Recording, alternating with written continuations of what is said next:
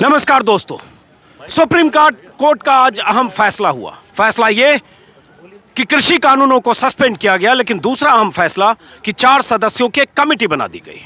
इस कमेटी में 4 जो नाम हैं उनको लेकर कई सवाल हैं। वो 4 वो लोग हैं जो लगातार कृषि कानूनों के पक्ष में अपनी बातें करते रहे, लेख लिखते रहे और प्रतिनिधिमंडल के साथ सरकार के मंत्री से मुलाकातें भी करते रहे। किसान नेताओं ने कह दिया कि इस कमेटी से उनका कोई वास्ता नहीं, इस कमेटी को कबूल नहीं करते। लेकिन सवाल ये उठता है, ये तो कल भी कहा था किसान नेताओं ने, लेकिन आज कमेटी का ऐलान हुआ। अब सवाल उठता है, क्या किसान नेता, आंदोलनकारी किसान नेता फंस गए हैं कि सुप्रीम कोर्ट ने कमेटी बना दी, साथ में ये कह दिया कि जिन्हें हल चाहिए इस आंदोलन का, कृषि कानूनों में ऐतराज का, उन्हें कमेटी के पास जाना होगा। तो मैं कमेटी के सदस्यों की भूमिका पर बाद में बात करता हूं, मैंने भी काफ़ी रिसर्च कर लिया उनके बारे में। लेकिन सवाल उठता है, क्या कहीं फंस तो नहीं गया? ना, हम कहीं में फंस गए। किसान नेता कहाँ फंसे? आंदोलन तो अभी का आया। हम भी 35 साल से आंदोलन की तलाश में थे। आंदोलन तो अभी का आया।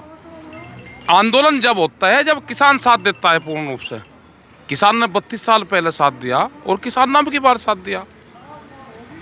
लेकिन ये नेता मंच पे खड़ा होकर बता देता है, भीड़ अगर जाती हुई दिख जाएगी तो नेता की आवाज़ दब जाती है। जैसे उसे भीड़ दिख जाएगी तो नेता की आवाज़ भी तेज होती रहेगी। निर्णय नेता भीड़ पे लेता है। आंदोलन का मुझे तो अभी आएगा करने का। अब क्या फंसी सरकार? कैसे? अरे सरकार तो फंसी रही, कहाँ निकलने का रास्ता नहीं सरकार को। कानून वापसी लेगी। लेकिन सरकार ने तो गेंद कोर्ट के पाले में डाला। कोर्ट ने फैसला कर दिया कि आपको हल चाहिए तो उस कमेटी के पास जाना होगा, जिस कमेटी में अशोक गुलाटी हैं, प्रमोद जोशी हैं, मान हैं और घनपत हैं। और वे तो गंडासा लेकर बैठे, वे तो तलवार लेकर बैठे ही हैं किसानों को काटने के लिए। वे तो पिछले 30 साल से यही तो काम कर रहे। मतलब जोड़ साक बकरे को कह रहे हैं कि वहाँ से जा और उसे मेवा भी खुआ रहे, कटना ही। ये तो मरने का प्लान है वहाँ पर जाना। तो लेकिन ऐसा क्यों करे? उसमें कृषि विशेषज्ञ हैं अशोक गुलाटी, उसमें मान हैं जो कानून के लिए वकालत जरूर किए लेकिन किसानों के हितैषी हैं, उसमें घनपत हैं, उसमें प्रमोद जोशी हैं। तो ये सब लोग तो किसानों के लिए चिंतित लोग हैं। कल अखबारों में इनकी पूरी डिटेल देंगे हम, कौन क्या क्या इन्होंने कितने लेकिन कानूनों के पक्ष में लिखे। हाँ, जो जीएम का हम विरोध करते हैं वो जीएम के पक्षधर हैं। ये तो कंपनी के बड़े प्रोजेक्ट कर रहे हैं, कंपनी के लिए काम करने वाले ये लोग। ये वही तो लोग हैं। ये चुन चुन का ये समझ में नहीं आगे, ये चुन चुन का पूरा गैंग कहाँ इकट्ठा हुआ। ये इस गैंग की तलाश करनी पड़ेगी कि गैंग इकट्ठा कहाँ हुआ।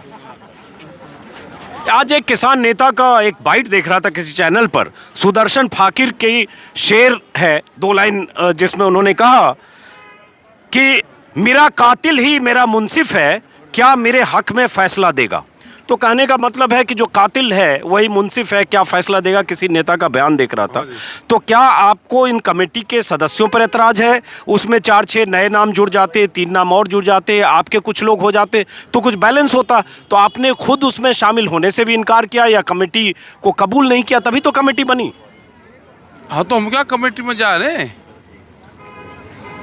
भाई? हम क्या कमेटी में जा रहे हैं? उधर तो अपना फैसला सुना तो कमेटी, हमें पता कमेटी क्या फैसला देगी।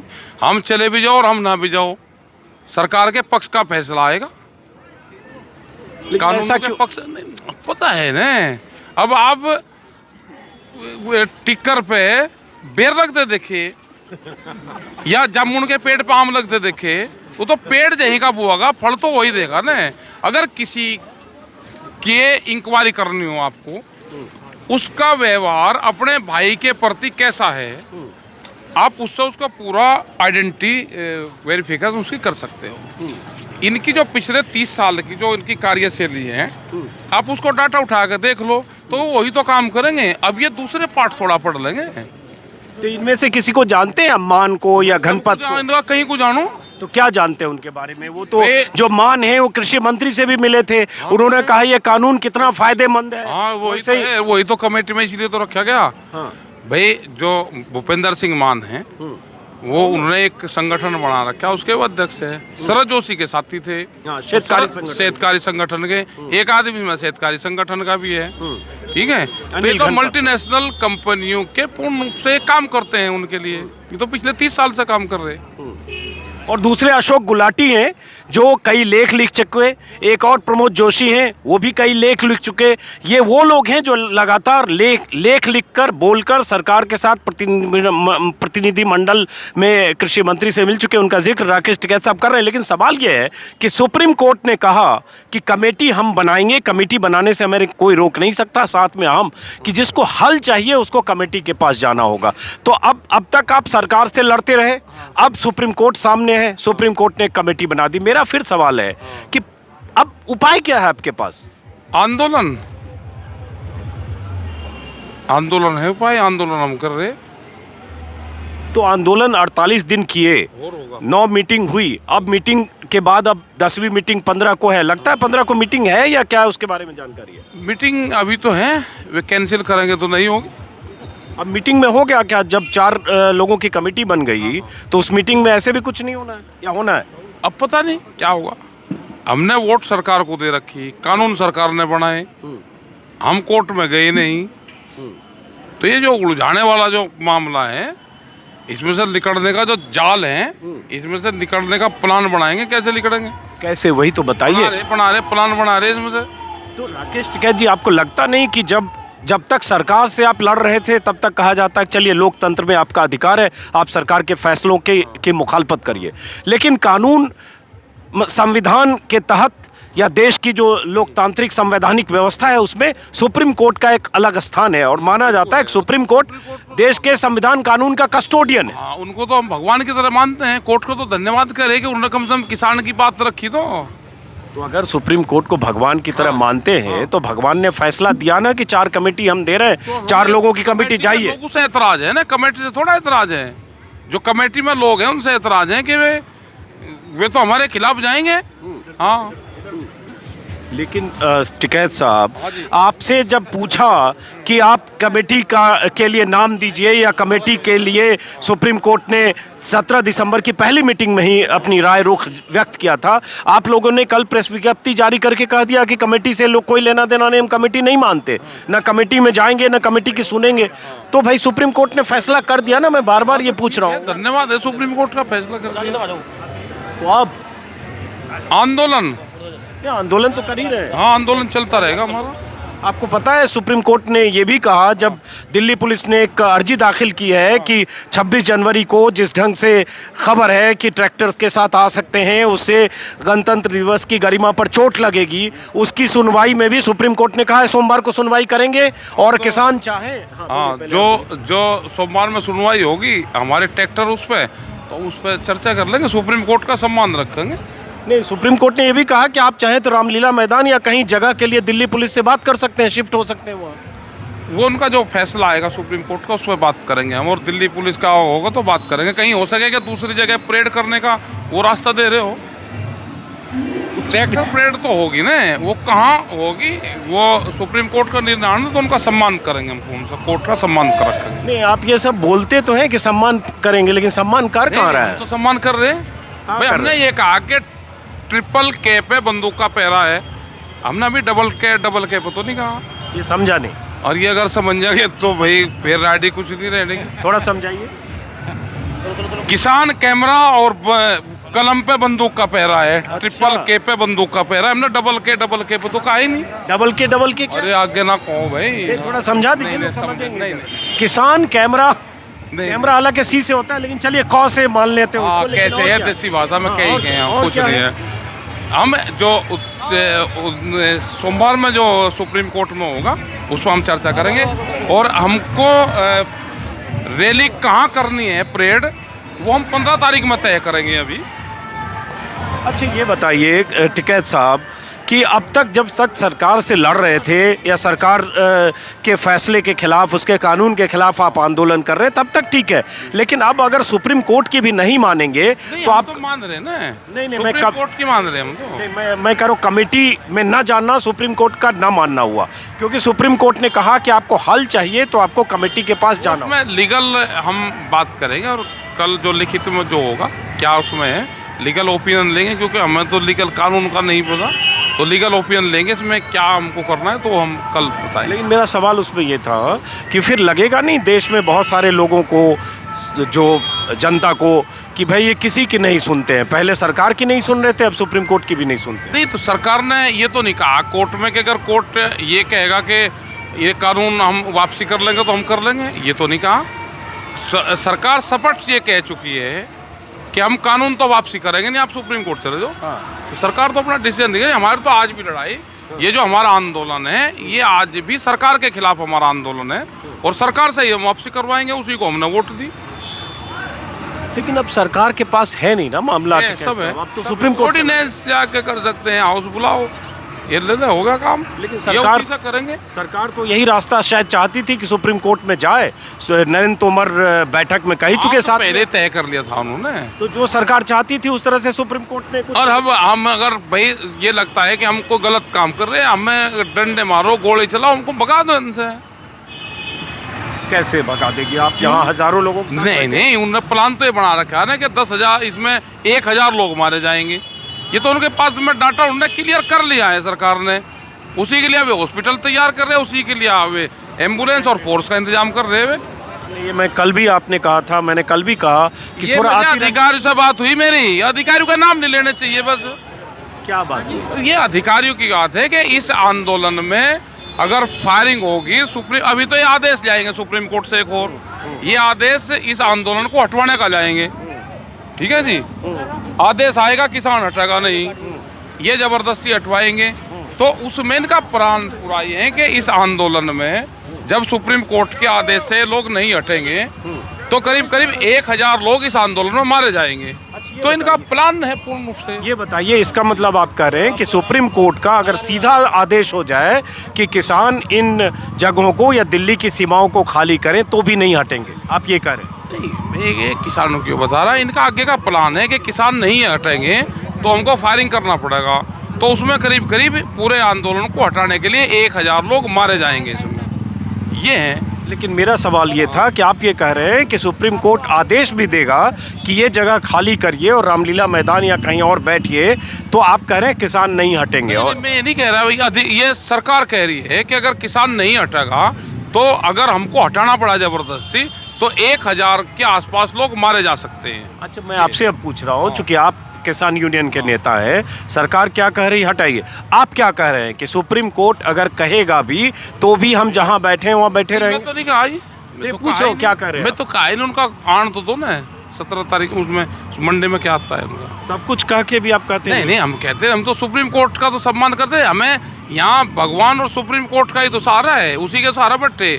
उन्हें ही तो कहा अपने आदेश को तो सुप्रीम कोर्ट खारिज नहीं करता, उन्हें पहले ही बैठे हुए शांतिपूर्ण तरीके से बैठे रहने दो, आंदोलन करने का राइट है उन्हीं के। सुप्रीम कोर्ट ने ही तो कहा, हम उन्हीं के आदेश पर बैठे हैं।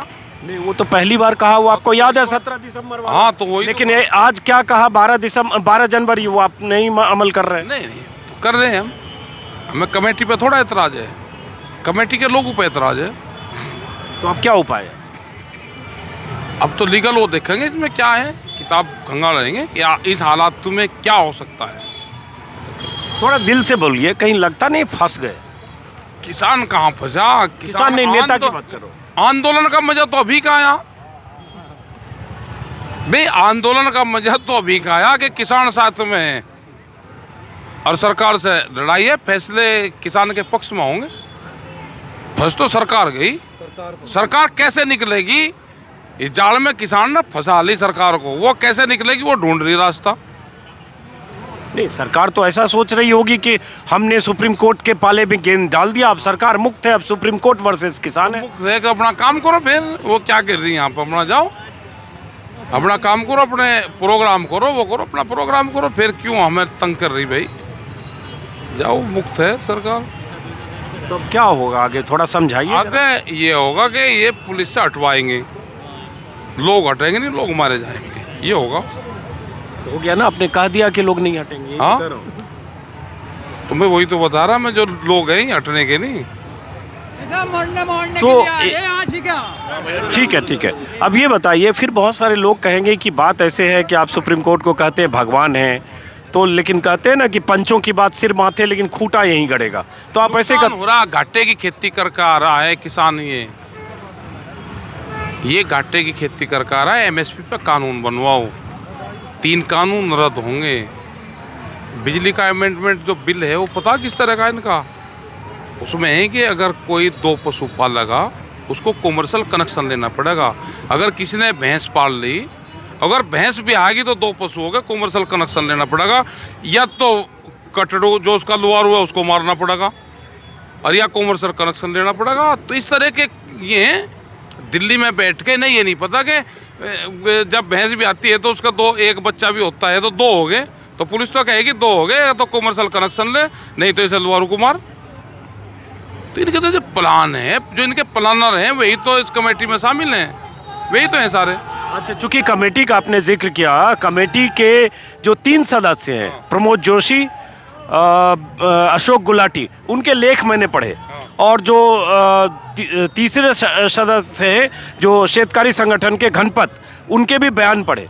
उनके बयान लेख पढ़ेंगे तो आपको समझ में आएगा कि ये कानून कितना फ़ायदेमंद है। वो कह रहे हैं कि ये कानून तो एक तरह से क्रांतिकारी है कृषि रिफॉर्म के लिए, और ये ज़रूरी है, देश में लागू होगा तो किसानों की तकदीर बदल जाएगी।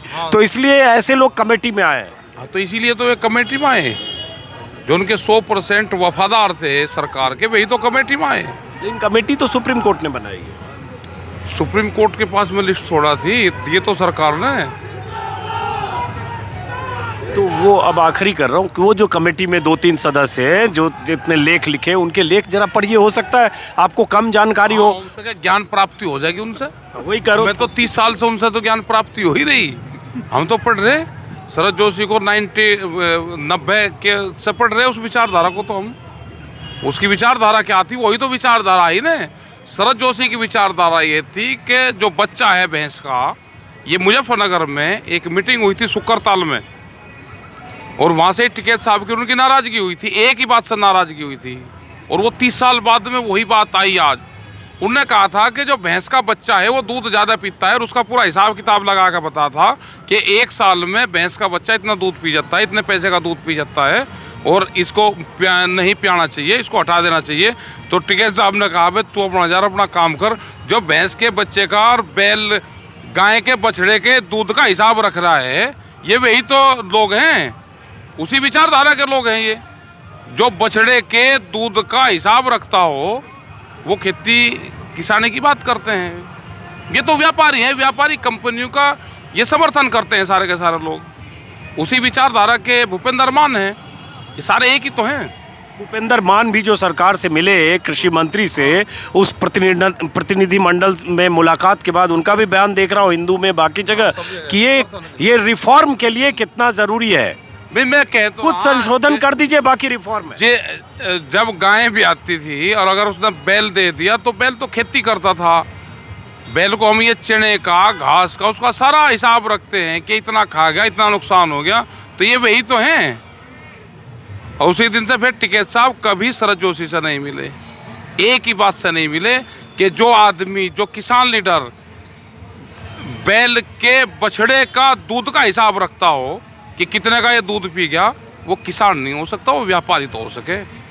अच्छा, आखिरी मान लें कि इसका मतलब मान लें कि सरकार तो अब एक तरह से किनारे हुई, सुप्रीम कोर्ट सीन में है। सुप्रीम कोर्ट ने कहा कमेटी के पास जाइए अगर हल चाहिए तो। किसान नेता कह रहे हैं हमें कमेटी कबूल नहीं है, हम कमेटी के पास नहीं जाएंगे। सिंघू बॉर्डर में भी जो किसान नेताओं की प्रेस कॉन्फ्रेंस हुई, उसके भी कुछ हिस्से मैंने सुने, उसमें भी उन्होंने यही बात कही, बल्कि यहाँ तक कहा सिंघू बॉर्डर पे प्रेस कॉन्फ्रेंस में कि कमेटी में किसी को पक्ष या विपक्ष में जोड़ भी दो तो भी हम उसका हिस्सा नहीं बनेंगे या हम उसको कबूल नहीं करेंगे।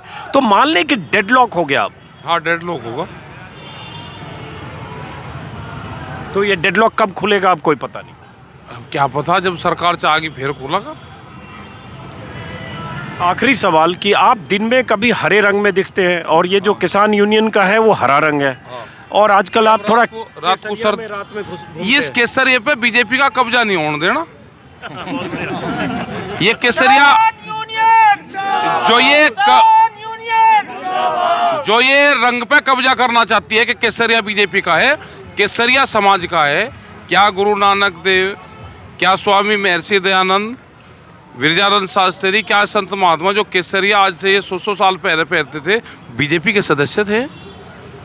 ये केसरिया समाज, ये केसरिया तो समाज का रंग है। ये जो चुरा चुरा कर जो इकट्ठा कर रहे हैं वो नहीं होने देना, ये तो समाज का रंग है। नहीं, लेकिन ये जो कायांतरण हाल में हो रहा है, मतलब अचानक देखा हो? नहीं, अचानक नहीं। मैं तो पिछले 30 साल से मेरा सबसे फेवरेट कलर जो है वो केसरिया है। अब मुझे नहीं पता क्यों है, मैं तो बीजेपी का भी है। बीजेपी ने तो चुरा लिया, ये मेरा कलर चुराया बीजेपी ने। संत महात्माओं से उनके कपड़े चुराए। मंदिर रघुवंशी, हमें राम रघुवंशी थे, हमारा जन्म अयोध्या के हैं, हम रहने वाले, हमारे परिवार को चुरा लिया। भाई असली वंशज तो हम हैं।